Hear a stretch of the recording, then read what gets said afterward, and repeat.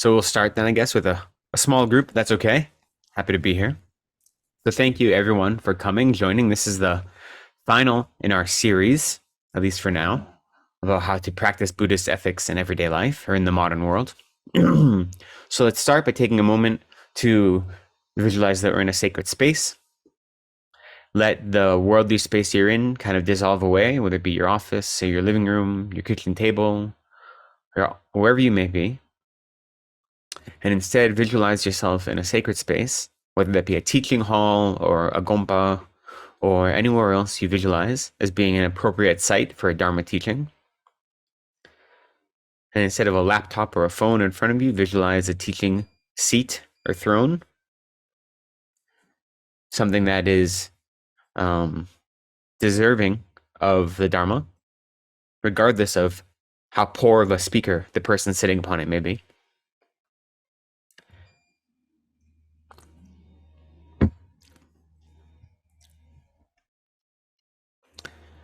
And so now, with this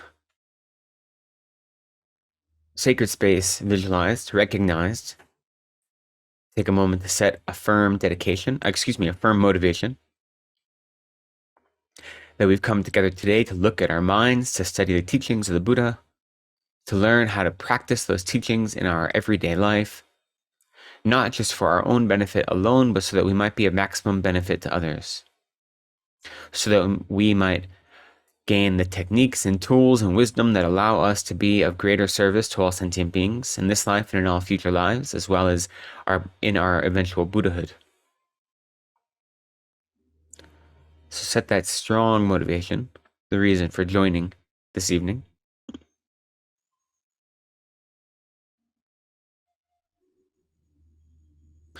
And we'll offer just a quick refuge and bodhicitta prayer to help make that motivation firmer and stronger in our minds. In the Buddha's Dharma and Sangha, until enlightened I seek refuge, through merit from giving and the rest. To it all may I become Buddha in the Buddha's Dharma and Sangha. Until enlightened I seek refuge, through merit from giving and the rest. To aid all may I become Buddha in the Buddha's Dharma and Sangha. Until enlightened I seek refuge, through merit from giving and the rest. To it all may I become Buddha.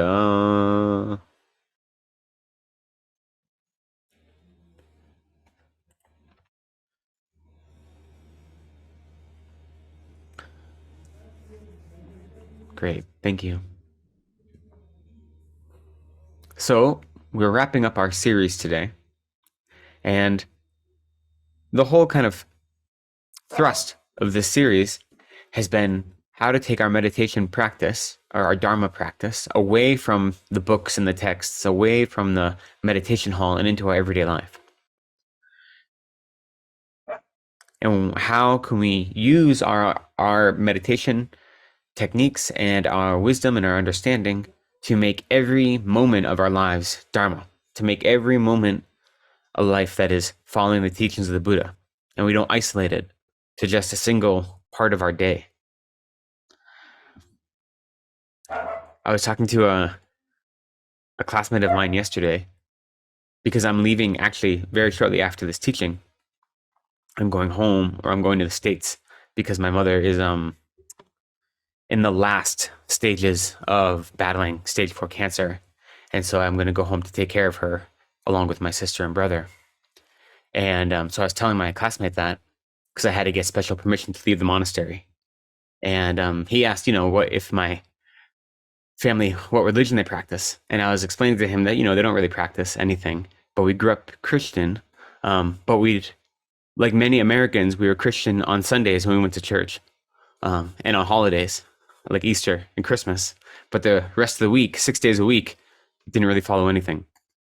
And he thought that was very, very amusing. He couldn't understand the idea of it. So we don't want that to be our practice in the Dharma that we've adopted. So we don't want our practice just to be something we do when we meditate. But we wanted to infuse every cell of our being and every moment of our existence in this life to be Dharma. But so with that, there's an irony that our last class today is on mindfulness and awareness, and how to make these a practice for every moment. And there's an irony because this is the most common meditation practice we can do, right? And it's the one that's shared by Buddhists and non-Buddhists alike. So it's just amusing that everything kind of comes full circle, because the truth is mindfulness and awareness, so-called, are critical to all of our other practices.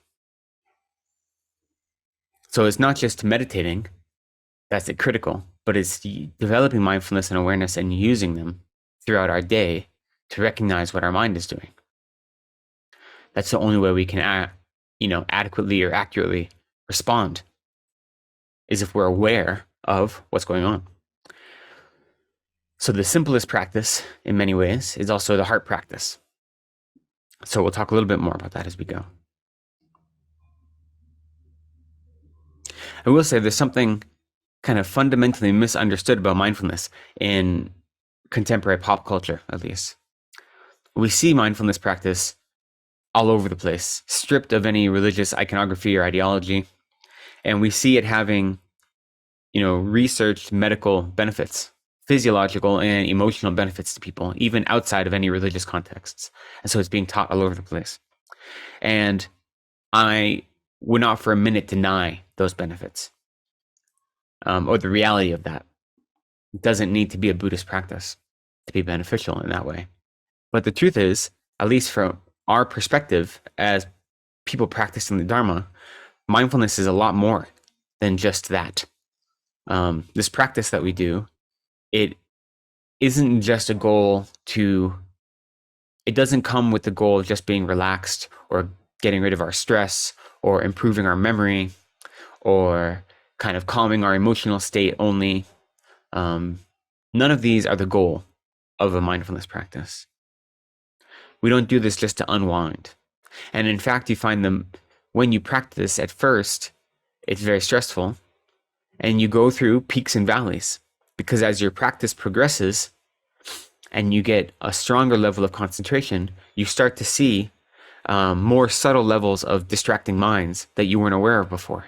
So it's possible to start a regular practice and to feel like it's getting stronger, and then all of a sudden it feels like you've gone downhill. It feels like there's more disturbing thoughts than ever before. And part of the reason for that is because those thoughts have been there the whole time, just you haven't been aware of them because you didn't have a level of introspection that was deep enough to recognize those thoughts. So the goal isn't just to unwind.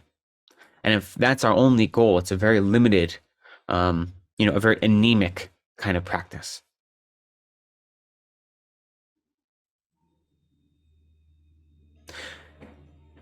Previously in the last 3 weeks, we talked about karma and bodhicitta and the Bodhisattva Ideal, as well as different types of precepts or vows. And we could think about how our practice of mindfulness is able to influence all of those.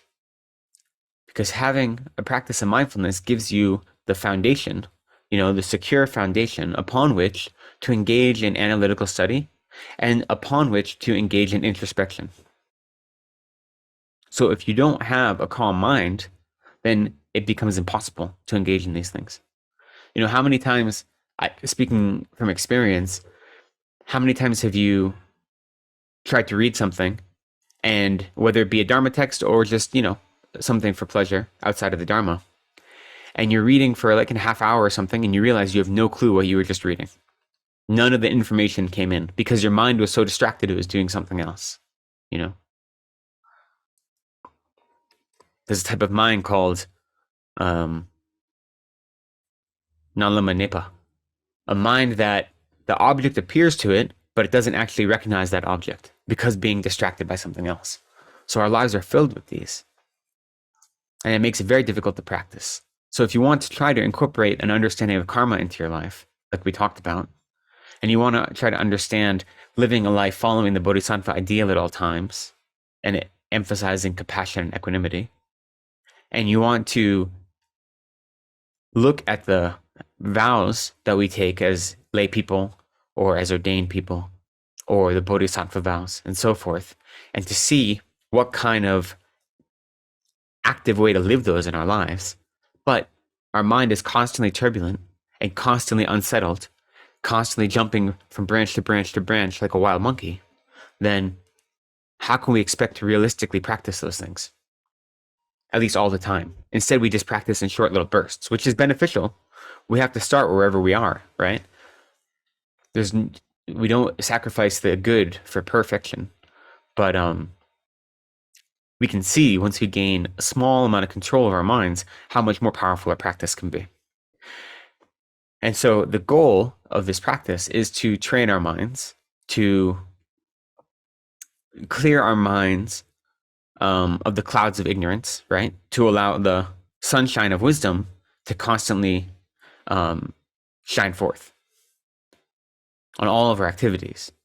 Because the truth is, our wisdom mind is always there, but it's constantly being covered by our overwhelming, distracting thoughts, whether they are virtuous or non-virtuous.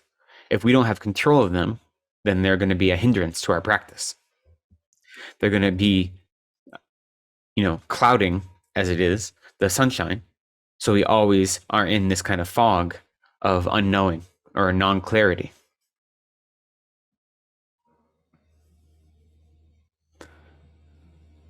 So in this way, we say mindfulness is a tool, right?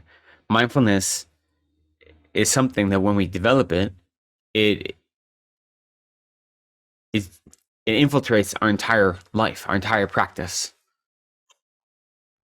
And we can see in a worldly sense how this is beneficial, never mind in a Dharma sense.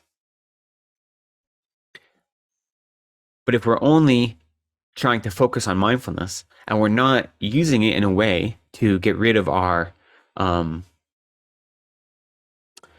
afflictive emotions, our afflictive minds, all of the obstacles to liberation and omniscience, if we're just looking for the ability to engage in, single-pointed concentration only, then we're kind of missing the point. There's a story, Pabonka tells a story of how there's a yogi, a non-Buddhist yogi, who had developed great levels of concentration, calm abiding, actually achieved calm abiding. And he sat in meditation, for months on end, but he didn't do anything to overcome his afflictive emotions. And he arose from one of his meditative concentrations, and he realized that there had been rats that had been eating his hair, his long yogi hair that had grown while he was in meditation retreat. And he instantly became so angry with those rats that any level of benefit that he'd achieved, it disappeared in a moment. So even though he had trained his mind to be able to have single-pointed concentration, he hadn't done any work to get rid of his afflictive emotions, and therefore there was no benefit at all. So mindfulness is only useful for us if we use it to practice Dharma. If we use it to practice samsara, then it just brings us deeper into samsara.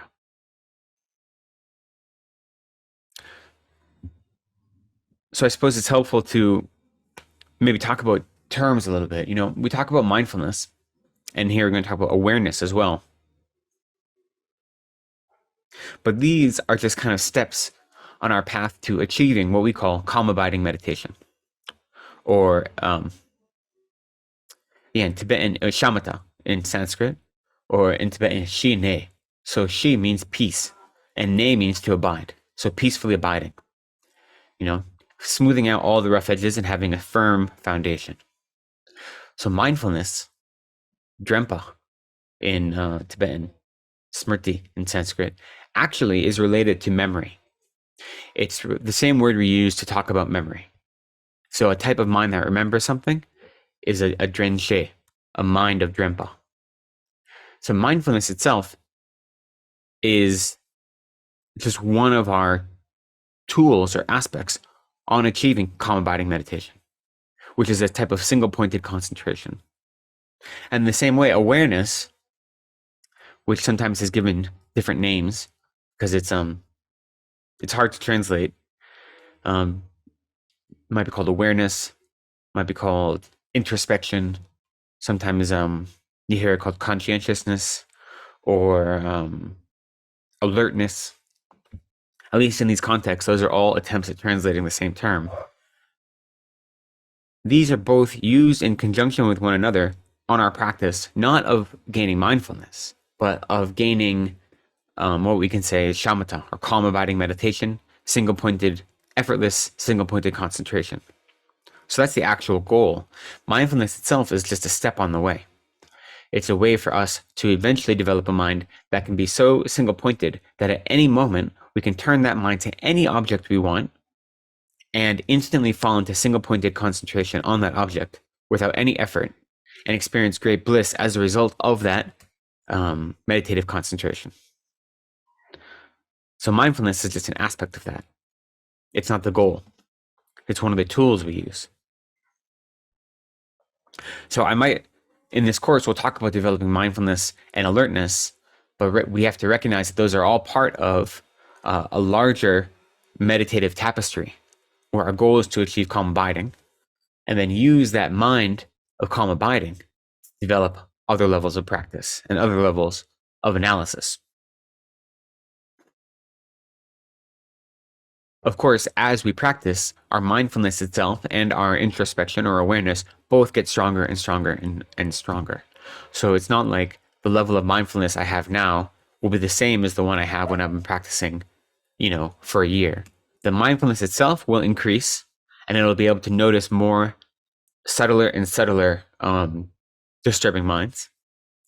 But again, the mindfulness is still serving as a tool for the bigger picture of being able to engage in this instantaneous single-pointed concentration on any topic without any effort.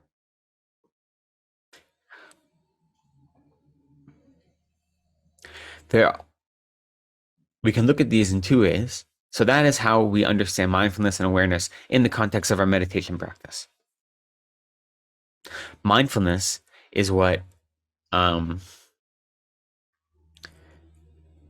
if we understand it as memory, it's what allows us to actually remember whatever object we are meditating on. So mindfulness is always bringing us back to that object and allowing us to actually remember it. And then alertness is kind of like the security guard who's watching out for disturbing minds. So alertness doesn't have any concern about our object of meditation. Instead, the alertness is constantly searching around and seeing if there are any intruders, whether there be external distractions, such as from our five sense consciousnesses, or internal distractions, whatever they may be. So during meditation, our mindfulness is actually just our ability to return our awareness, our mind to its object of meditation. That's what our mindfulness is doing. When we use an object like the breath, then the mindfulness doesn't actually get that much stronger because the object is so easy to return to. But our awareness, that part of our mind that is seeking out distractions when they arise and becoming aware of them, that gets stronger. So for that reason, they actually recommend not focusing on the breath. We focus on it in the beginning because it's such an easy object. It's a neutral object. It's right there. And it's easy to get back to. It's hard to forget. But ideally, you should focus on an internal object, a visualized object. You don't have to. Pabonka mentions that there are some non-Buddhists who focus on rocks and sticks, and using these external objects as their meditation object, they're still able to achieve calm abiding, but it's much more difficult. So, the teachers in our lineage recommend a visualized image of the Buddha. The way Pabonka says is, he says you first should visualize your own guru on the top of your head, and then from your guru, Shakyamuni Buddha separates out from your guru and goes to the space in front of you, and he's about the size of your thumb. That's the size you should visualize him.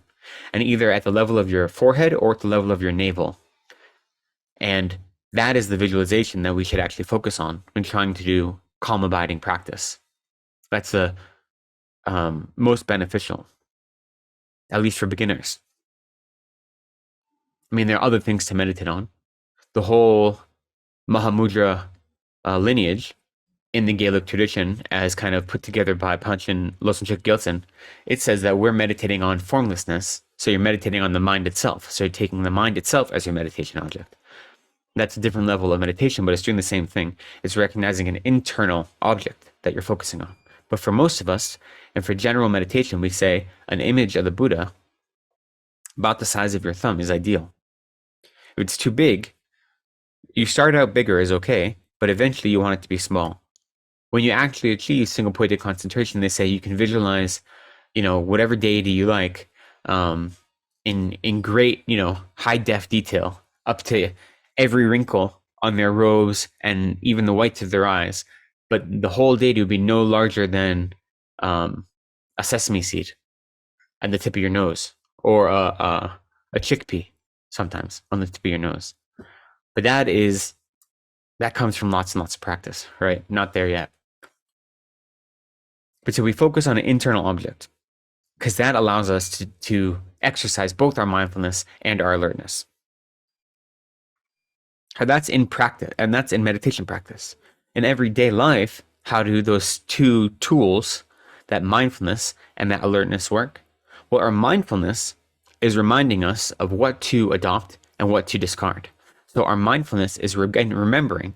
It's remembering what our beneficial practice is, and it's remembering what our non-beneficial practice is. So it's our mindfulness isn't what is aware of our surroundings, which is what is commonly talked about. What our mindfulness is doing is reminding us of what it means to live a dharmic life, what it means to engage in dharma practice and make decisions that are in concordance with the dharma. That's what mindfulness is doing. It's remembering the dharma, remembering, we say exactly what to adopt and what to discard. And then our awareness, what that is doing in conjunction with mindfulness, is then looking at the actions of our body, speech, and mind. So the actions of our three doors, as we say, and it's checking if our actions are actually in line with our understanding of the Dharma.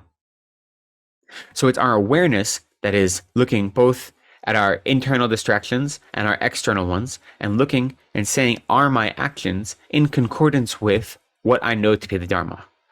So our understanding of the Dharma comes from as we go through the world, is our mindfulness, remembering what to adopt and what to discard, and then checking our practice to see if our actions align with that is our awareness. Often these two are kind of conflated into one, at least in contemporary language. But since we want to be specific, we recognize that it's two different types of mind fulfilling two different roles. And we need to cultivate both of them, we can cultivate them at the same time. So it's not like we have to separate out and say, I'm only going to work on mindfulness today. I'm only going to work on awareness today. We do them both at the same time, but by recognizing that they're different, we can see if one is stronger than the other and if one needs more attention in our practice. The analogy they often give to understand how these work together is if you recognize your mind to be like a wild elephant that needs to be tamed, then the object of our meditation is like the pole that's dug into the ground that stays in one place. And then the rope tying the elephant to that pole is our mindfulness. And then the kind of sharp hook they use to kind of jab at the elephant when it's misbehaving to show it that it's not engaging in proper behavior, that's our awareness. I'm not a big fan of the idea of jabbing elephants with hooks. So, it's not my favorite analogy, but it's the one that you see in most of the literature. So we recognize that they're both working together for the same goal, which is to tame our elephant mind, but they're serving two different functions. One is keeping us closer to our object of meditation, not letting us forget whatever it is that we're trying to pay attention to. And then the other one, so that's coming kind of from the inside, and the other one's coming from the outside, noticing when we are going too far away and when we are being distracted, pushing us back. So you can see how they work together in that way. So it's funny, even when you're meditating and you're trying to have single point in concentration, you always have the secondary mind running around in circles, trying to seek out distractions. Eventually, when you're able to achieve calm abiding, your awareness, what we're calling awareness right now, Station, becomes less and less active because you don't need it anymore. and you allow your mind to be single pointed. But until then, even though we're trying to develop single pointed awareness, we intentionally have another mind that's playing bodyguard or playing not bodyguard, bouncer, keeping out all the riffraff, as it may be. So what I thought would be helpful is to go over what it means to develop calm abiding practice, calm abiding meditation, shamatha. This term is used a lot, and different Buddhist lineages understand it differently. In the Tibetan lineage, specifically, we understand it to be something that is very achievable in this life. Like I said, even non-Buddhists can achieve it.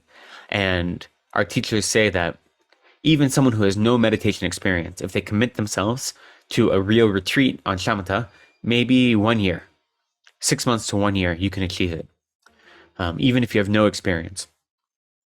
Now, most of us aren't able to commit to a full-time retreat for a year, but it shows that this is something that's not only in the realm of the expert meditators. This is something that we can improve and acquire in this very life, And if we're not doing, full-time retreat practice, then it won't happen in 1 year, maybe, but we can make progress that we can notice in whatever time we practice. But it still is a high level of meditative ability, much different than our ordinary life. So some of the other traditions, both Western and historical, look at shamatha and then vipassana, or laktong, special insight practice, as being something we can just do right now. And the truth is, these are muscles we need to develop and tools that we then use to gain further understanding of the Dharma. So even though our goal is to be able to have mindfulness and awareness, our ability to have single-pointed concentration be part of every millisecond of our lives, we first have to learn how to develop it. So I thought I'd first talk about how to develop calm abiding, shine, shamatha. And then as we go through that, we can see how those techniques that we use in our meditation practice and how the logic behind those can then be applied to everything we do, to the rest of our lives. So when we want to achieve this practice, they say the first thing is there are 6 prerequisites to ever achieving calm abiding. And even if we don't intend to do, a full-time retreat, I think it's really important to think about these, because these are things we can try to implement in our lives. The first prerequisite is to have a conducive or appropriate place for your practice. So when you're doing a retreat, this place would be marked by 5 characteristics or 5 features. It would be a place that has appropriate provisions, so you have the things you need. And it is a place that is wholesome, so it's not a place where negative actions have occurred. And instead, it's a place where maybe holy objects reside or where virtuous actions have happened. You can do meditation in unwholesome environments, but this is saying specifically if you want to try to quickly achieve calm abiding, then you want a wholesome environment, as well as one that's healthy. So an environment that doesn't contain things that will make you sick, basically, whether it be pollutants or kind of psychological sickness. So this is all the first prerequisite is an appropriate or conducive place, but it has 5 factors or 5 characteristics: that it has appropriate provisions, it is a wholesome place, it's a healthy location, and also it's a place where there are appropriate friends. I think this is important. This is something important for our whole practice. So appropriate friends are other practitioners who are engaging in the same practice or dedicated to the same goals. They say an appropriate Dharma friend is like 2 separate shadows that make one single silhouette, So someone whose goals align with your own. They don't have to be a great practitioner. They can be better practitioner than you or equal or lesser. But what matters is that their goals align with your own, and their understanding of the practice aligns with your own. Even if you're not engaging in group practice, having appropriate Dharma friends as part of your community makes your practice stronger. And when obstacles do arise, then you have the appropriate network to overcome those obstacles. And importantly, they're not causing distractions, right? They're not causing you to go backwards in your practice. And then the last of the 5 characteristics of a conducive location is that it has the appropriate facilities. So not only does it have provisions, meaning it has enough ability for you to get the food and drink that you need, and not only is it wholesome in that it's a place where negative actions haven't happened, and not only is it a place that is healthy, so it doesn't have negative, like poisonous plants or other kind of pollutants, and then you're surrounded by, or at least have a community of virtuous friends or appropriate friends. You also have whatever you need for your practice, appropriate facilities. So depending on your practice, you don't need a lot, right? But a place to sit, maybe enough room to do prostrations, a comfortable seat. So in our everyday life, when we're trying to set up a meditation place in our house or apartment, we can try to, even if we don't have a large apartment or a lot of space, try to save one space that is only for our meditation practice. And we try to make sure it's a place that doesn't have negative influences like TV or computer, or outside distractions. We make sure it has what we need, such as an appropriate cushion or seat, but it doesn't have excess. It doesn't have things that will lead us to distraction. Ideally, it would be in a place that is, like we said, a healthy and a wholesome place. So it wouldn't be, for instance, like in a bedroom. If you could avoid it, considering other activities you might do in your bedroom. But if you don't have an option, then you create a kind of a visualized space and a visualized barrier to make your meditation space, whatever it is, as sacred as it can be. So that's something we can do in our practice. And that it's like a little energy boost, it makes our practice stronger. That's the first of the 6 prerequisites, an appropriate or conducive place. Then the next 2 go together. They're having few wants and being content.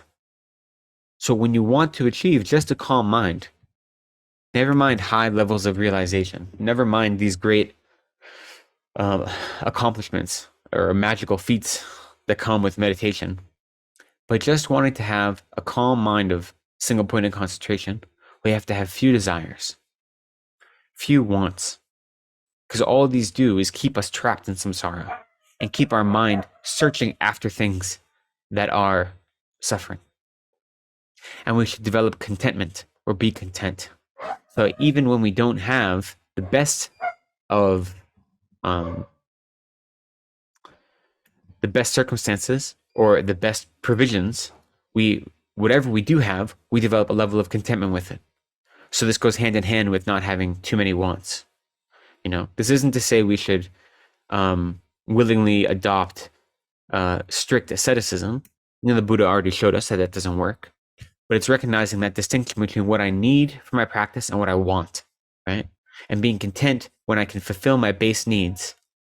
And on occasions when I have more than that, I can rejoice in it. I can try to use it for a Dharma purpose, but I don't need it. I'm not attached to it.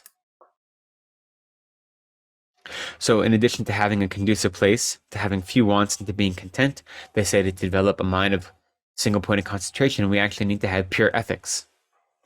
So our ethical practice, following the 10 virtuous activities and avoiding the 10 non-virtuous activities, maintaining a level of vows, whether they be vows of individual liberation or bodhisattva vows, and trying to keep them pure and strong, this actually leads to our ability and our strengthening of our single point in concentration.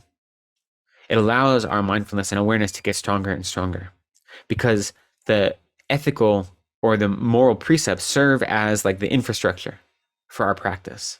They give our mind something to rest upon, so a foundation that won't go away. So when you're engaging in perfect virtue or your best attempt at virtue, then, it's like your mind has found the perfect cave to engage in your meditation practice. So it's building up that infrastructure. And then the next prerequisite is abandoning the demands of a worldly life and abandoning meaningless actions. So again, if we're not doing a retreat, we can't really abandon the demands of our worldly life. If we live in the world, we have expectations, but we can abandon meaningless actions. And we can look at the demands of our worldly life and recognize them as being necessary for being part of the world, as long as we're living in the world and not on retreat or not, in special circumstances. We recognize that those don't define our practice, and we engage with them in a virtuous mind in such a way that we allow them to encourage our experience with Dharma. So we don't think of worldly demands, whatever they may be, work demands, family demands, expectations, from the PTA or the condo association, whatever these expectations are that we have to live up to, that aren't Dharma expectations, but they're worldly expectations or worldly demands on our time and our resources. We can, since we live in a community, we can meet those and we can do so joyfully, but we don't live in such a way that those are the ends. Those aren't the things we're striving for.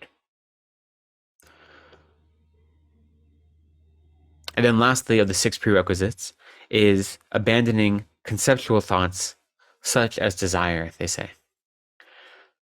So abandoning the conceptual distractions that get in the way of our single-pointed concentration. So on a course level, we do this by understanding what are those disturbing conceptual thoughts, which are all motivated by the 3 poisons of a desire, anger, and ignorance. But then in practice, the way we abandon them is by engaging in this mindfulness practice, by working to achieve calm abiding. And that's what allows both our mindfulness and our awareness to strengthen, and then to notice when those thoughts have taken over, our mind, and then to allows us to discard them. So those are the 6 prerequisites to achieving calm abiding. And so, again, if we're not going on a retreat, we can't adopt all 6 of those perfectly. But we should recognize when we're trying to work on our minds that our bodies, as well as our circumstances, both affect our ability to work on our minds. And this is because we're in samsara. We're samsaric beings. And we've been following these backwards habits for so long that we need to create the best environment possible to train our minds. Once we have a level of training, once we have a level of strong concentration, then we could have all the external distractions in the world and they wouldn't bother our mind, right? We could have whatever's going on with our bodies or with our space around us, and it wouldn't affect our ability to meditate, our ability to concentrate, our ability to engage in practice. But because we're so new to this practice of looking at our minds, we do need, or we benefit from, creating as conducive an external environment as possible. It's kind of like training wheels on a bike, So we recognize there's a relationship between our environment and our bodies and our minds. And the goal is to tame our minds, but if we create the appropriate or conducive environment and take care of our bodies in such a way we recognize that we depend on them in this life, then that allows us to put more focus on training our minds.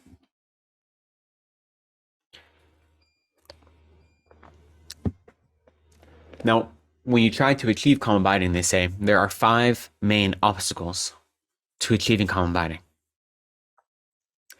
And there are 8 remedies that allow you to overcome those obstacles. And there are 8 remedies because the first obstacle, which is laziness, has 4 remedies. And then the other 4 obstacles have 1 remedy each. So I think laziness we all understand quite well, right? There's different types of laziness. One is what we think of as laziness, right? Sloth, torpor, lethargy. Another type of laziness is exerting ourselves in non-dharma activities. instead of Dharma activities is actually a type of laziness. So all the things we do in our day that make us feel busy, that feel like we're running around and have no free time, those are actually a type of laziness because they're distracting us from our Dharma practice. And it's only through joyous effort toward Dharma that we can overcome that laziness. And then the third type of laziness is actually what we call a laziness of like putting yourself down, they sometimes say, or self-doubt. So to think that, well, I can't engage, I'm never going to be able to achieve calm abiding, so I shouldn't even try.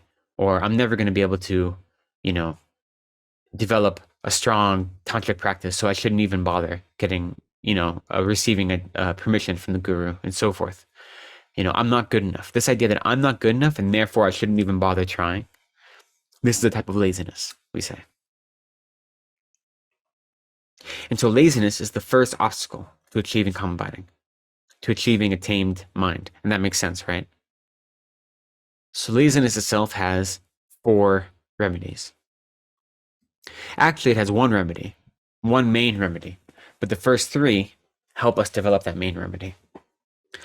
So the first remedy to laziness is this having faith or inspiration. And what this faith is faith in the power of a tamed mind. It's not faith in something outside of ourselves. It's just having faith and confidence that actually developing a single point of concentration will bring benefit to our lives. And we can develop that faith by seeing other people and other beings who have higher levels of meditative realization than ourselves and seeing how it benefits them. And by looking at experiences in our life when we have felt distracted and we've seen our distraction causing us more suffering than needed, right? So based on just those experiences, we develop confidence that, okay, I have confidence that this is a practice that is worthwhile, that I should be doing. That's the first remedy. And then from that confidence develops a second remedy, which is the aspiration to actually engage in mindfulness practice and to engage in a practice of developing calm abiding. So once we have the conviction that there's benefit, then we develop the aspiration to actually engage in that practice. And then the third remedy, from that aspiration, we develop effort. So we actually engage in the practice. So we could say that all of us today, right now, are actively practicing that effort, right? The fact that we're here together with each other, studying the Dharma, looking at our minds, that means we're already practicing effort. We're putting effort into our Dharma practice, into our Dharma life, which is something to rejoice in. There are so many things we could be doing right now that isn't Dharma, that in the immediate moment might feel a lot more comfortable, bring a lot more pleasure. But instead, we've chosen to come together to look at our minds, to try to develop a Dharma understanding of the world and Dharma experience, which is so rare, in samsara. I rejoice so much every time I think of just people putting effort into their minds. It's so amazing.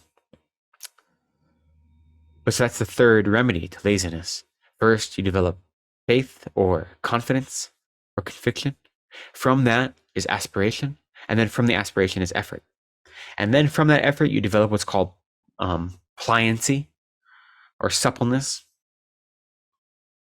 It's a very strange word, but this level of pliancy is called mental pliancy. It's not physical pliancy, it's mental pliancy. And this is actually the state of mind that is willing and able to engage in introspective practice and to do so comfortably. And so we only get that state of mind through our exerting effort towards overcoming laziness and to practicing the Dharma. So we'll talk more about pliancy later, but there's kind of 4 levels of pliancy. The first level is mental pliancy. The second is actually physical pliancy, where we actually have a looseness in our physical bodies. And then from that, we develop the bliss of physical pliancy. So not only is there a looseness or a malleability to our physical bodies, but a positive or blissful feeling that comes along with that. And then lastly is the bliss of mental pliancy. So when our minds become so adaptive to any environment and any situation that we can engage in single point of concentration without any effort, that is accompanied by this incredible bliss. And that's called the bliss of mental pliancy. And actually, that is the mark of achieving calm abiding, is when you achieve the bliss of mental pliancy. But that's the fourth level. The first level is just mental pliancy itself. And this is the actual remedy to laziness. So by developing conviction and aspiration and exerting effort, we develop a mind that is able to look at itself and to look at how distracted it is and to work towards becoming tamed. So that is the first obstacle to achieving mental quiescence, calm abiding, laziness, and its four remedies. And then the next obstacle is what they call it forgetting the instruction. But what that means is forgetting your meditative object, whatever it is you're focused on. And the remedy to that is mindfulness, as we're talking about. So it's pretty straightforward. When you forget what you're supposed to meditate on, the remedy is to remember it, right? And so you develop, through this practice, you develop the memory or the mindfulness that always brings you back to, that focal object, whatever it may be. You develop that rope that ties your wild elephant mind to your meditative object, which is staked in the center. So the second obstacle is forgetting the instruction, and its remedy is mindfulness. And then the third obstacle, and these are the main obstacles, it's actually two parts. So one is called dullness, sometimes called lethargy. It's not the same as laziness. It's a type of mental dullness. And then the other side of it is called excitement or agitation. And those are both considered the third obstacle. And so dullness, and they both have coarse and subtle levels, right? Different gradations. So dullness is not the same as sleepiness. Like being sleepy is a precedent to dullness, right? So if you're tired, physically tired or exhausted, then that would lead to dullness. But like the actual physical sensation of being tired and falling asleep while you're meditating, that's not what we mean by dullness. That's even coarser than dullness. Dullness is when you're able to focus on an object of some sort, but you aren't able to have any clarity of that object. It's like there's a constant shroud covering it. And the problem is with dullness is it can feel like really strong meditation. Our lineage says that many other Tibetans of the past, is how Pabonka puts it, have mistaken dullness for meditation. And they think they've accomplished these meditative heights, and so they stop putting in effort. But in reality, they've just sunken themselves into this kind of quagmire of dullness that isn't real meditation. Or it isn't real meditative achievement, at least. And then the flip side of dullness is the opposite, is excitement or agitation. And this is our biggest obstacle right now at the beginning. Agitation is the largest obstacle we have, and that's our disturbing thoughts running crazy in our mind. It's thoughts, whether they're virtuous or non-virtuous or neutral, not under our control. So when we try to focus on one thing, all these other things come around. Some of them motivated by external factors, such as sights or sounds or smells and so forth, and others purely internal. And technically, excitement is always seeking after a virtuous thought, or a happy thought, at least. Excuse me, not virtuous, but a happy thought or a pleasurable thought. So it's a mind seeking out pleasurable experiences or pleasurable distractions. But we still have neutral and non-pleasurable distractions as well, and they need to be overcome the same way our pleasurable ones do. So when you work to overcome this agitation or excitement, you actually are working to overcome all types of distractions. But technically, it's only the pleasurable distractions that are considered excitement. And that's because these are the ones that are most common. These are the ones that our minds gravitate towards for most people. So that's the third obstacle to achieving actual calm abiding: dullness and excitement. And its remedy is awareness, right? So we see that the two things we're talking about most, mindfulness and awareness, are the remedies to two of our obstacles, our two main obstacles. One obstacle being forgetting the actual object that we're meditating on, and the other obstacle being that combination of dullness and excitement. So our awareness is what recognizes when our minds are actually sunken into a state of lethargy or when our minds are running around due to excitement. Our awareness recognizes that. It points it out. And then our mindfulness allows us to let go of those wild minds and return ourselves to the object that we're meditating on. It's bringing our memory back to our focus. Then the last two obstacles are pretty self-explanatory. The fourth one is the non-application of the remedy. So that means when you, due to your awareness, you recognize that you have minds of either lethargy or excitement, but you don't do anything to overcome them, then that is non-application. And then the fifth obstacle is over-application. So if you've noticed, say, lethargy, and you've engaged in something to help overcome that, but then you don't stop once you've gotten out of lethargy, then all of a sudden you'll tumble into excitement. And that's called over-application of the remedy. So we need to find an equanimity where we can apply the remedy in the appropriate amount to overcome whatever level of lethargy or excitement that we have. And so the remedies, I mean, it's kind of, the language they use is very similar to what we'd use in present day. So we say, if you find that you can notice that you have this lethargy or this dullness, then the way to overcome that, there are a few things to try. One is they say literally tighten. So tighten your focus, So you want to look at whatever your object of meditation is, the visualized Buddha or your breath or whatever you're focusing on, and you want to kind of exert more effort so it's tighter, One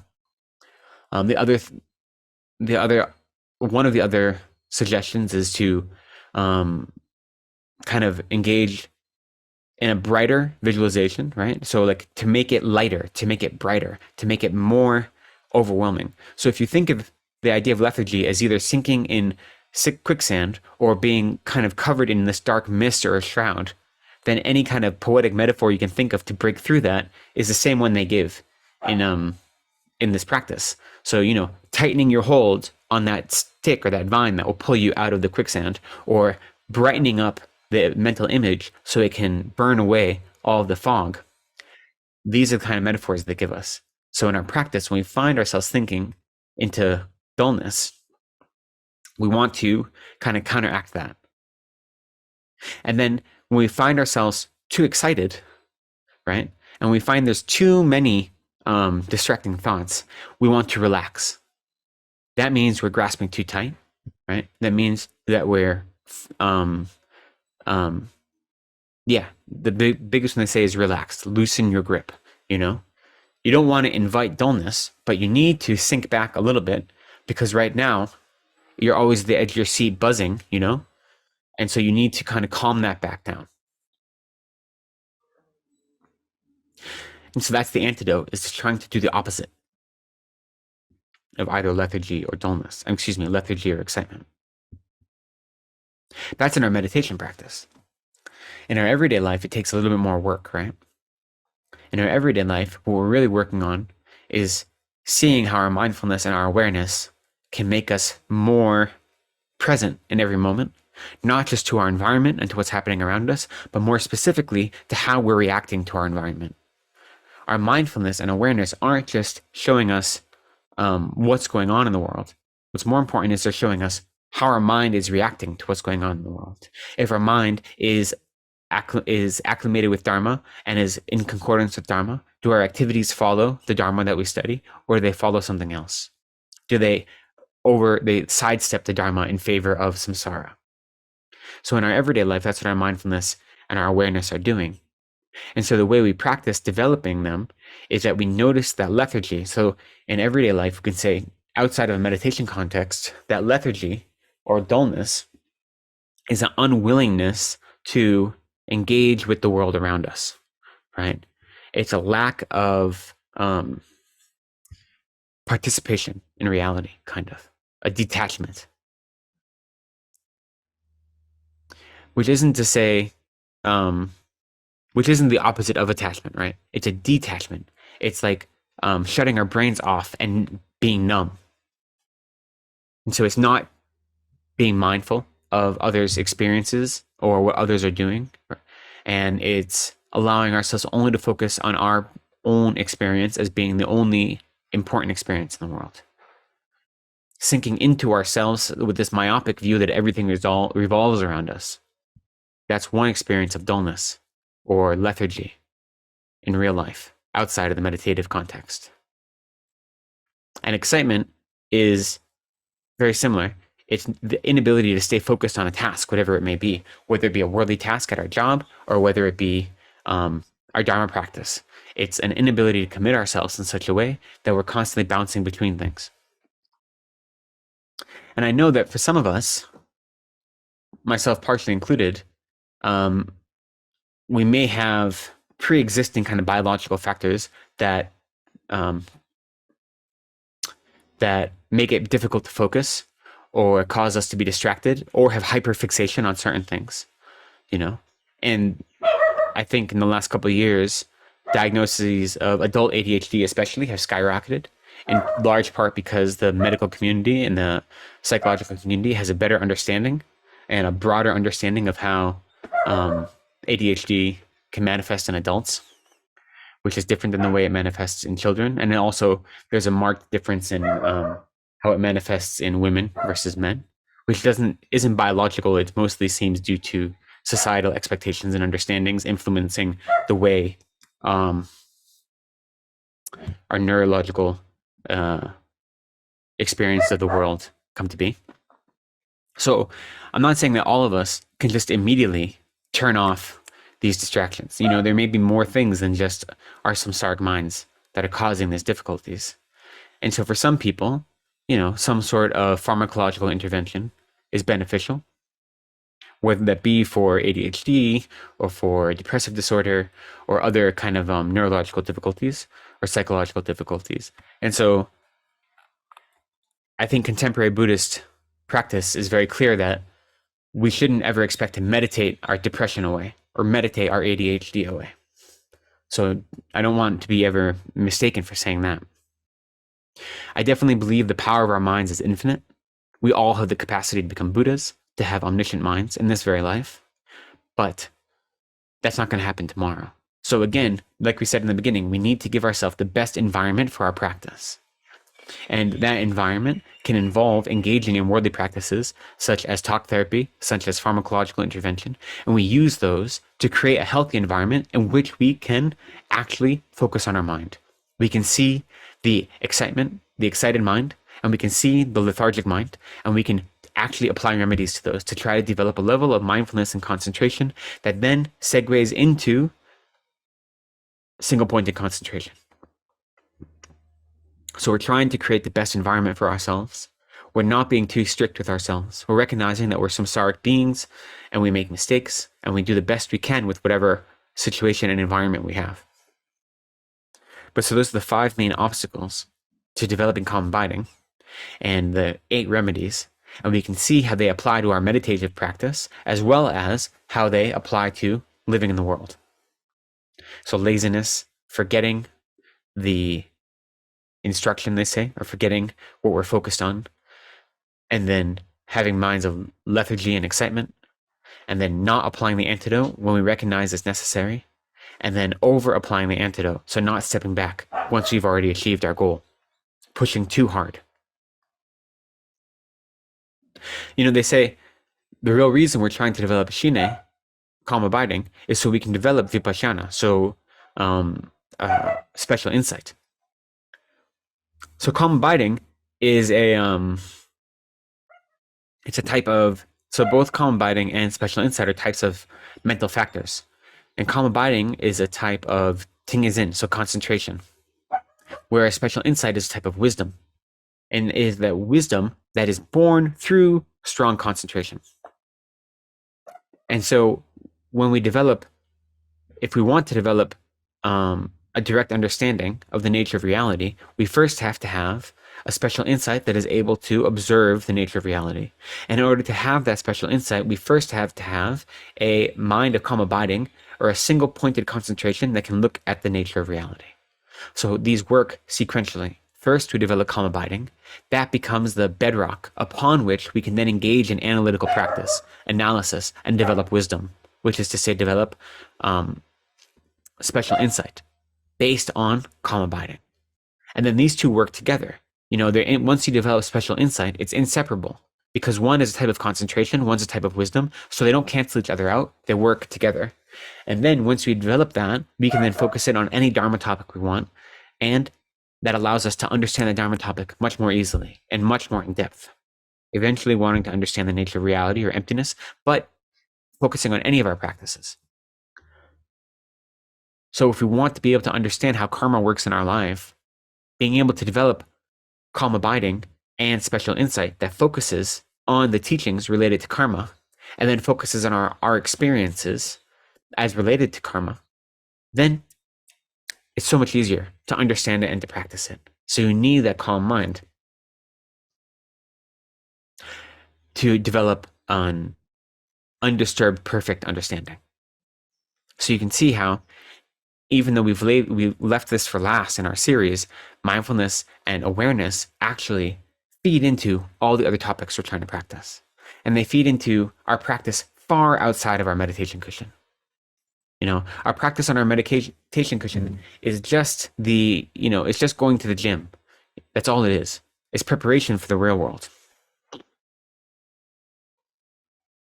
They say that calm abiding is like a vessel, like a water vessel that is filled with the water of special insight or the wisdom of special insight. So the stronger your calm abiding is, the more wisdom you're able to hold. You can think of it that way. The stronger your mind is at staying focused on a single object, whatever that object may be, the greater capacity you have to develop wisdom. So that's why we develop calm abiding. And that's why mindfulness and awareness are integral parts of our practice, is because our goal is to become Buddhas for the benefit of others. But the way we do that is by accumulating both wisdom and merit, the two accumulations. Merit being accumulated by practicing the 6 perfections: generosity, morality, patience, perseverance, concentration, and wisdom. And the accumulation of wisdom by focusing on the nature of reality and developing wisdom with regard to that. So mindfulness and awareness are critical to our practice of the path.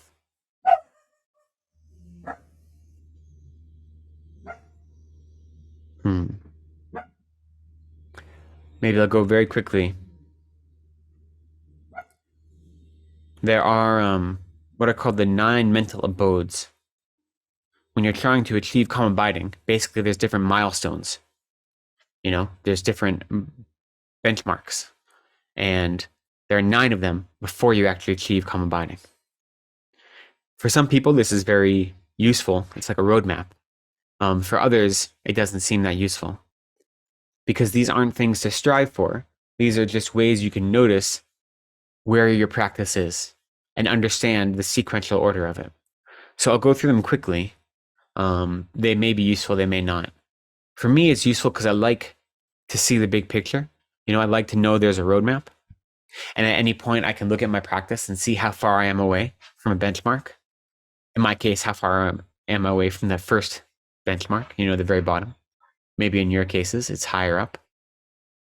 But so when I see that laid out in front of me, I understand, A, that it's not instantaneous, and B, that there is a way of that our lineage understands.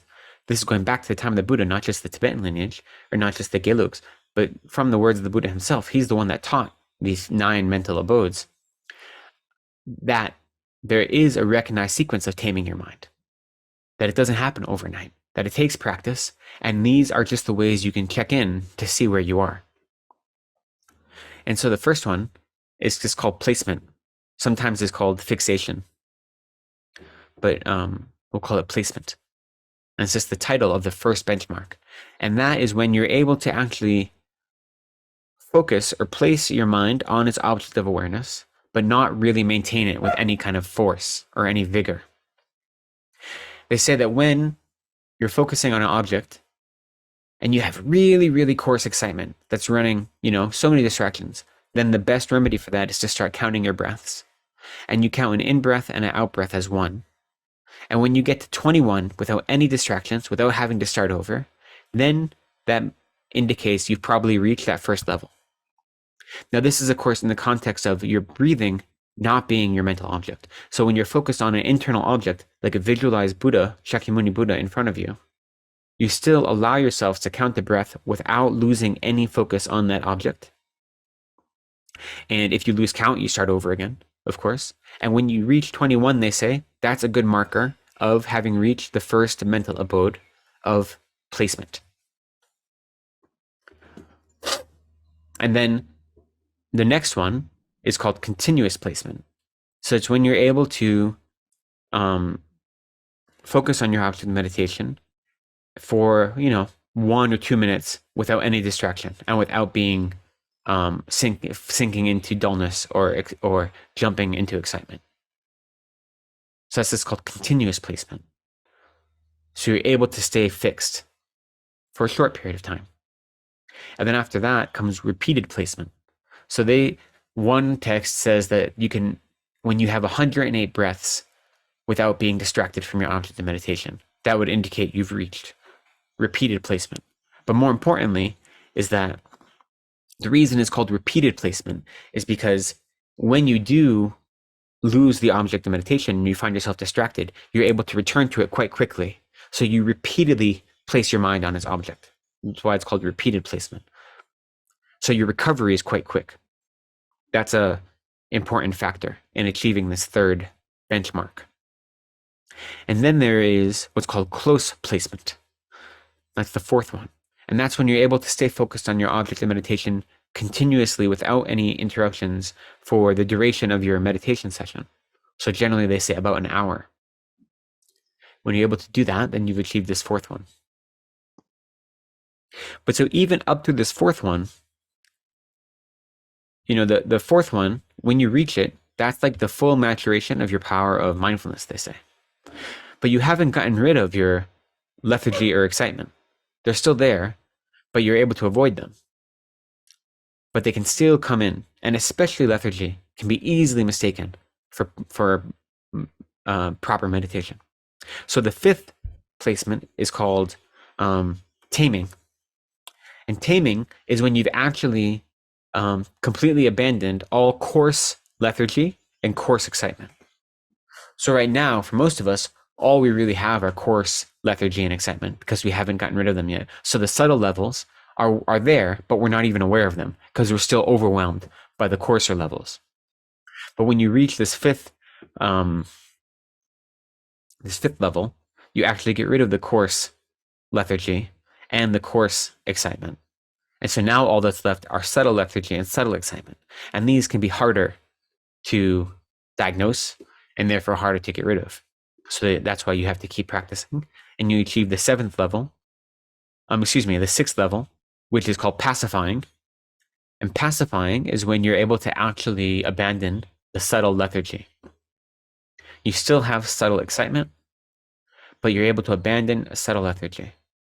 And then the seventh level is fully pacifying, and that's when you abandon the subtle excitement. So by the time you reach the seventh level, you've abandoned all lethargy and excitement and are able to continuously focus on your object of meditation. And that would bring you, when you're able to actually do that with some level of ease, that brings you to the eighth step, which is actually single-pointed concentration. So when you can turn your mind to any object that you want and have single-pointed concentration on that object. But this still requires effort, especially at the beginning. It requires effort to have your mind switch into this level of abandoning lethargy and excitement. Because here, when we say you abandon them, it's not the same way as you abandon them when you achieve realization into the nature of reality or become an Arya being. You don't abandon them in that way. You abandon them during your meditation practice.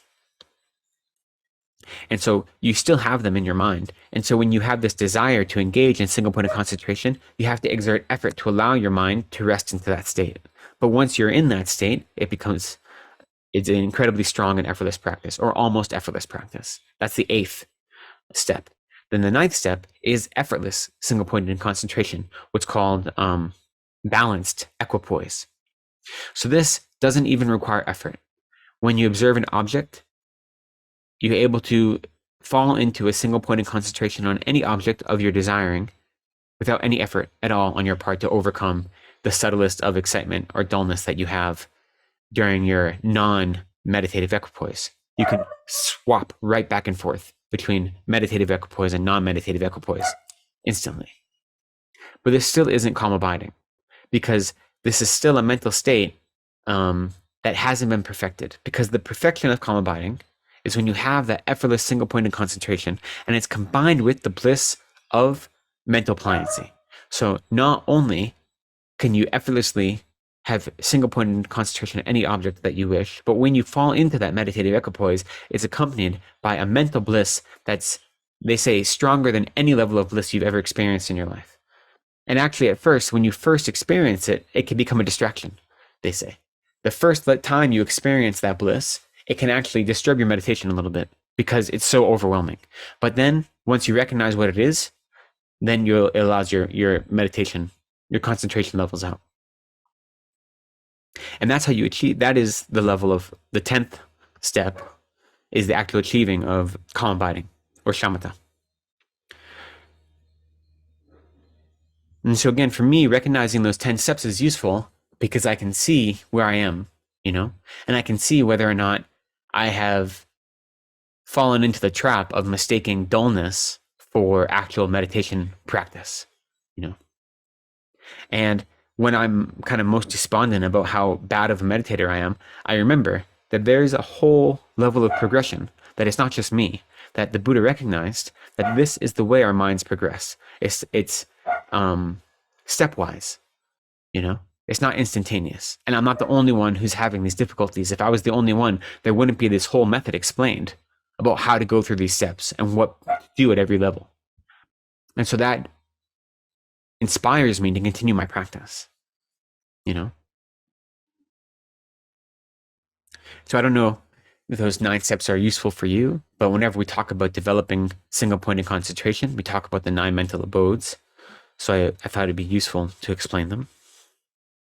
Because even though our goal, right, our point is not just to develop calm abiding for the sake of it, but so we have minds that are so fully tamed that in our everyday life, we're in full control of our reactions.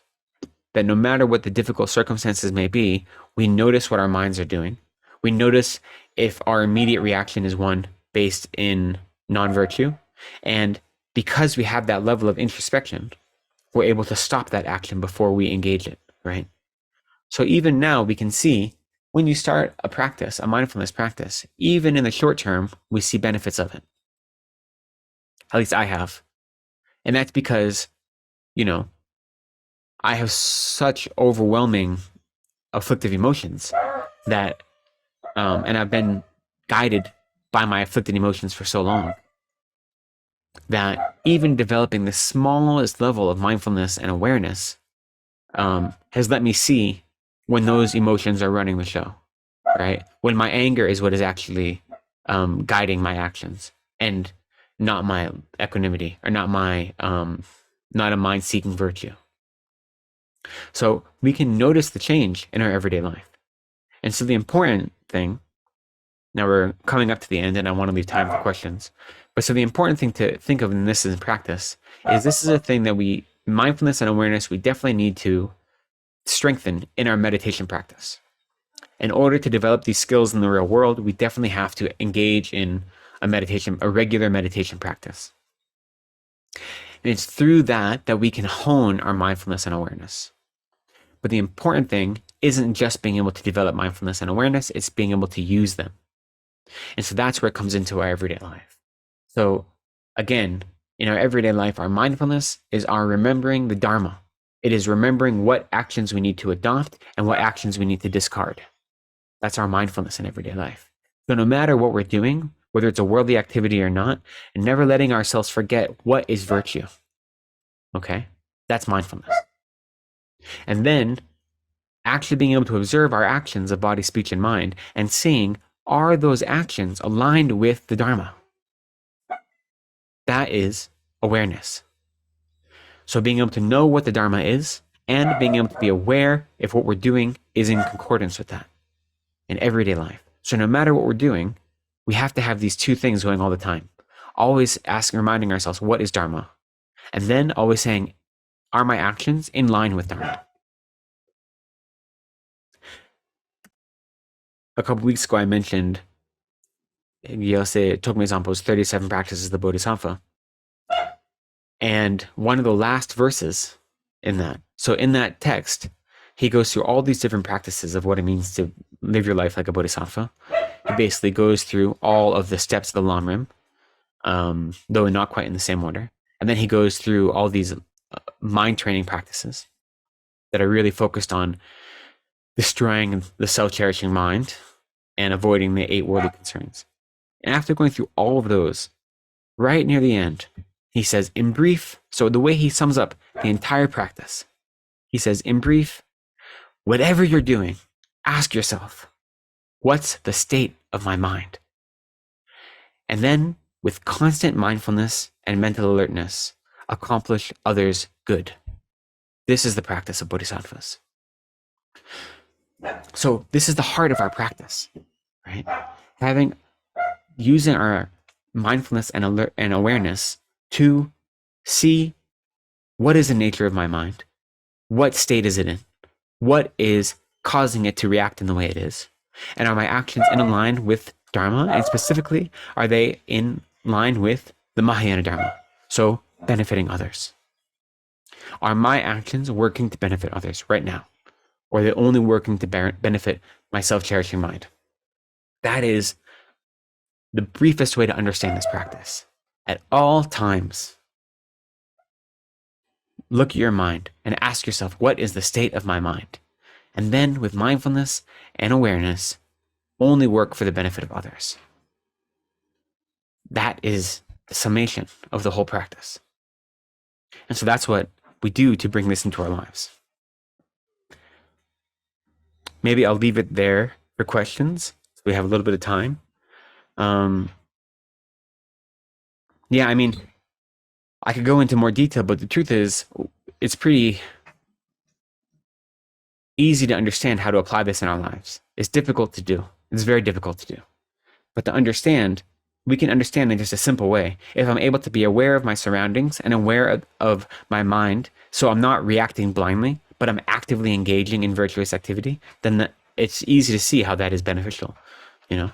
So I don't know how, maybe we don't need more examples. And I think opening up to questions is the best way to end this. And they could be questions about any of the things we've talked about, not just this week, but the last couple of weeks as well. Well, the first question, there's a couple people who were saying, would you just relist quickly the one in 1 through 9, those last things, because some people Sure. we've said they missed 1 through 5 and 7. So no problem. I went through them quickly. You will find them translated slightly differently in different texts. That's just about how people want to play with English. So if you read, especially I know in the Pabonka's Liberation in the Palm of Your Hand, they have slightly different names, but it's the exact same words in Tibetan, just being translated differently. So don't let that throw you for a loop.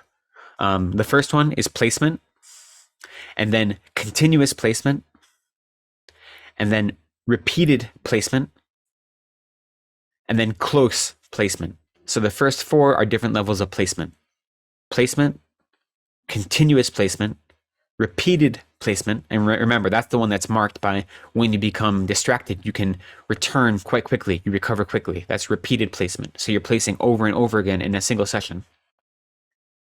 And then close placement. So that's the one where you can stay focused for, maybe an hour or for a whole session. Those are the first 4. And then 5 is taming. So taming is getting rid of the coarse lethargy and coarse excitement both. And then pacifying, which is when you've abandoned the subtle lethargy. Then fully pacifying is number 7. So that is when you've abandoned the subtle excitement or gotten rid of that, are no longer obstructed by that. 8th is just called single-pointed equipoise. And then 9 is called balanced equipoise. And then 10 is actual calm abiding. So those are the 9 mental stages or mental abodes that lead to the resultant abode, I suppose, which is mental calm abiding. Okay. A comment and a question. The first comment is I love the fact that you threw in there that you counted to 21 while keeping your mind on an object, because the first time I ever counted to 21, I thought, oh, this is going to be easy because I got to 21. I don't think I ever had more than 1.5 breaths on any one subject. Yeah. So, I mean, when you start out, we focus on the breath because it's easy. So when we're new, our mindfulness isn't strong yet. And so having an object of meditation that is somatic, so it's in your body, it makes it easier to develop that mindfulness, right? You still need the awareness to see when your mind is distracted, but that breath is such an easy thing because you can't not breathe. But we say the breath itself is neutral. If you are engaging in visualizing a Buddha, not only are you doing more work because you're developing your mindfulness as well as your alertness at the same time, you also are engaging in a higher level of virtue because you're visualizing a Buddha, right? You're putting yourself in proximity to the Buddha. And so that itself is virtuous, So that's why we suggest that as a practice. But the breath is the easy place to start. So that's where most of us start with. Yeah. And then I do have one question. You talked about the things that made an ideal retreat place, and one of them was the proximity of other people that could be supportive. How does that line up with this history that we have of all kinds of great meditators having run off into the desert or the forest and into a cave and kind of abandoned, up on the top of the mountain where no one else was, as opposed to, there were clearly communities where there were caves and people would kind of live in these caves simultaneously, right? But there are also a lot of our great meditators really went out there in the middle of nowhere by themselves. No, you're right. It does, and it seems a little contradictory. A lot of the teachings, they say, the first step is to abandon your homeland, which is to abandon the place where your three poisons are strongest, right? Where you're constantly surrounded by objects of attachment, anger, and ignorance. So abandon your homeland, and then you find an isolated place, right? That's the second step. So when you want to achieve calm abiding in the bigger picture, they say abandon your homeland and find an isolated place. So just as you're saying, a lot of the stories in our lineage, both contemporary and like historical, go to the middle of nowhere by themselves. So that's possible. But to have an ideal condition is to have some level of support. So it's possible to go and have no support. But even if you look at the great meditators who are in the middle of nowhere, like Milarepa or Shapkar and these others, people would still visit them to bring them supplies, right? They weren't all their own all the time. There's great stories of Milarepa's sister visiting him. It's actually one of my favorite stories because A, it's a little coarse and uncouth, which is always fun. And B, because I knit, like I'm a knitter and crocheter. I learned to do that a couple of decades ago from my mom. And there's a story of Milarepa knitting something, which is the only time I've heard of it. So his sister came to bring him supplies at some point, and he was naked because he was meditating naked. So she was like totally overwhelmed by his nudity. And she says, this is so inappropriate.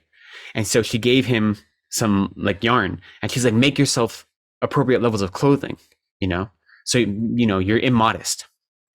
And so she left, and he basically knitted himself a tube to cover his genitals only.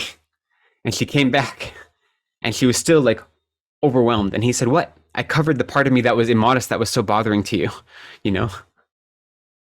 He's like, so it was really your distraction, not mine. Which is it's a fun little story about how what we believe is appropriate and inappropriate often has to do with our experiences and our reactionary minds.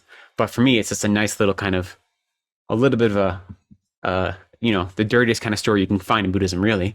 And also is an example of learning about knitting or fiber arts, which is always exciting to see. But the point of that story here in this context is that he, even though he was meditating alone, right, and he is considered like the patron saint, right? And they say his butt turned like stone because he sat so long on hard rock, and his skin turned green because he was only eating nettles. Yet still, he had people coming throughout the course of his practice to bring him supplies, like his sister and other devotees. And so even finding an isolated place, it's important to, have resources. And part of that is other practitioners. So up in the mountains, you may be alone and you may never meet someone else. But if there are other meditators in those mountains as well, that is creating a community or an environment that you may not interact with every day, but is still bringing benefit. So especially for our practice, that's important. There are some individuals that don't need it. Again, the whole point of those preparations is to make the most suitable conditions possible for you to achieve meditative realizations, right? So for some people, they can do that in the middle of a crowded city. They don't need to be an isolated place. But for most of us, that isolation is creating a more conducive environment, and having other practitioners who share the same goal is creating a more conducive environment. But not everyone needs it.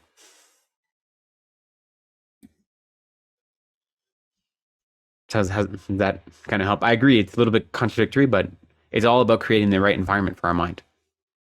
That's great. Thank you. Yeah.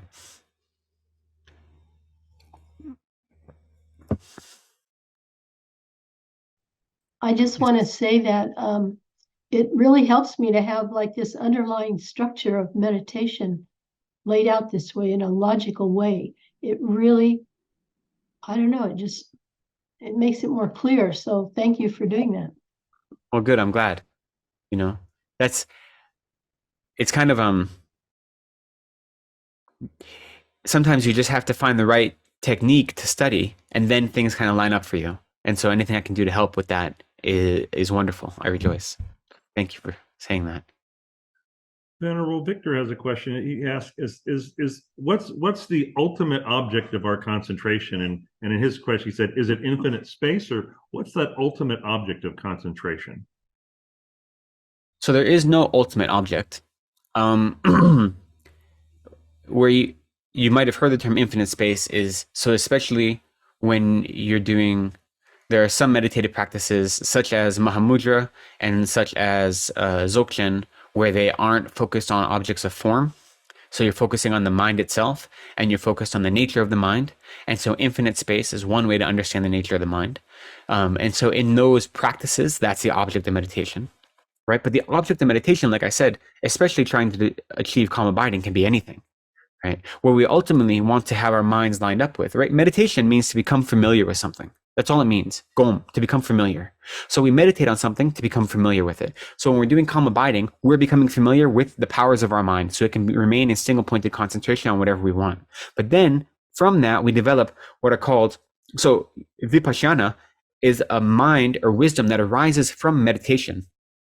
So achieving calm abiding itself is only useful so then you can have your mind focus on something else, like compassion or like the nature of reality. So when you meditate on compassion, what you're doing is you're making your mind familiar with compassion, or inseparable from compassion. So in that practice, the ultimate object of meditation would be compassion. So there's no one ultimate object of meditation other than the idea of Buddhahood, right? But different practices have different levels of emphasis. Now, one thing we could say is there are called the 9 or the 8 dhyanas, or different levels of meditative equipoise. And these are the 4 meditative equipoises of the form realm and the 4 of the formless realm. And these are all just higher and higher and more intense levels of meditative practice. And calm abiding is the gateway. So when you achieve calm abiding, then you have achieved the preliminary step to the meditative equipoise of the first form realm. We just call them the first 4 don't have names. They're just called the 4 meditative equipoises of the form realm are just called the first, second, third, and fourth. And the word is samten in Tibetan. So samten dampo, so the first, second, third, and fourth. And the gateway to those is the calm abiding. And then when you get into the meditative equipoises of the formless realm, there's one that the most subtle is called the peak of existence. And then below that is called nothingness. And then below that is called infinite space. And below that is called infinite awareness, or infinite mind, I suppose. And so those are the names, those different levels of meditative concentration that are more and more subtle and stronger and stronger. And you don't have to be Buddhist to realize all 8 of those. And anyone can do it with enough practice, because it doesn't have to do with virtue or non-virtue. It just has to do with training your mind to stay on a single object. So what we're talking about calm abiding is the stepping stone. It's the preliminary practice that is almost entering into the first meditative concentration. But what Pabonka says, and when you achieve those 8, they say you achieve these worldly meditative accomplishments, right? Such as being able to look at an object and be able to instantly know how many atoms exist in that object and things like this. Higher levels of perception you achieve. But what Pabonka says, and many other lineage teachers say, is that these are all kind of useless to our practice. That we need to work on focusing, we need to focus on achieving calm abiding. And then once we have that, those other levels of concentration will come due to our practice, but we shouldn't focus on them. We should instead take our calm abiding and immediately apply it to the Lamrim, to apply it to the topics that actually improve our life right now, that allow us to accumulate both merit and wisdom. So those higher levels of meditative concentration, which are the focus of other lineages and other schools, we also agree that they exist and they're important, and they can multiply your practice by having an even more and more and more refined mind. But at least Pabonka and his leadership and his school says that, it's a waste of time to focus only on those. Like once you achieve calm abiding, that's good enough. But so when you talk about infinite space, it might be referring to that 6th of those 8, the second of the formless realm concentrations. Or it might be referring to different Mahamudra practices or Dzogchen practices. And in those practices and in those types of meditation, then infinite space would be the object. But it's not to say that that's the ultimate object for all meditation across all practice. Does that help?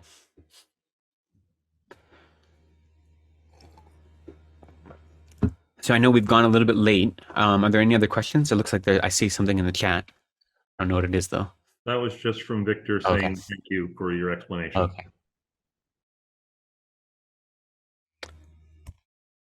Okay, well, if there aren't any other questions, then I guess this is a good place to close it.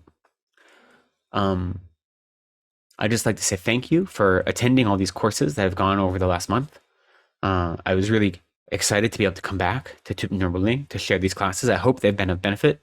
I know they've been beneficial to me to prepare for them and to do all the work for them and to join with all of you. It's been a joy. So I appreciate all of you coming. I appreciate your practice, and I appreciate just having the chance to spend time with you. So thank you very much. And so with that, let's just try to make our practice virtuous in the end. So in the beginning, we created a strong motivation. And in the middle, we engaged in exploration of the Dharma. So in that way, our practices were virtuous in the beginning and the middle. And now, as the bookend, we want our practice to be virtuous in the end. So we dedicate away any merit or any good karma we've accumulated. We wish for it to ripen on other sentient beings instead of ourselves. So may any merit I've accumulated ripen on all sentient beings, that they might be free from all suffering in this life and all future lives. May those that have illness be free from illness. May those that are without resources gain resources.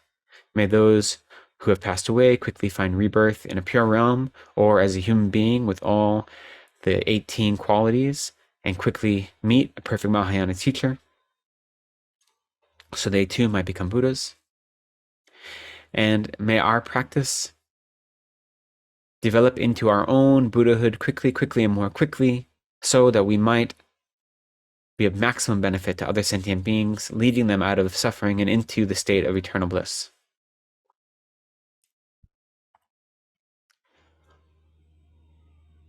Through this virtue may I swiftly, having gained Guru Buddha's state, place each and every sentient being without exception in that state, precious supreme Bodhi mind, may it where unborn arise, and where born never decline, but increase forevermore.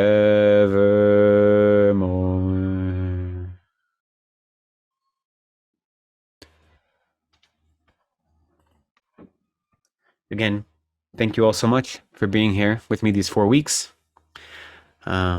I don't have any other teachings lined up with Tibetan Buddhism right now because my schedule is a little bit up in the air. It's the end of the year at the monastery here, and like I said, I have to go to the States to do some things. So I don't have anything else lined up for me right now, but I know Tibetan Buddhism has a robust calendar, so there's always Dharma offerings happening there. And if you have any further questions that you want to direct to me, you can email me directly. That's fine. My email is just my name with no spaces at Gmail. And also you can talk to Michael or to any of the SPC at Nobling, and they can give you my contact info if that doesn't work out. And I'm happy to continue conversation in that way. Okay.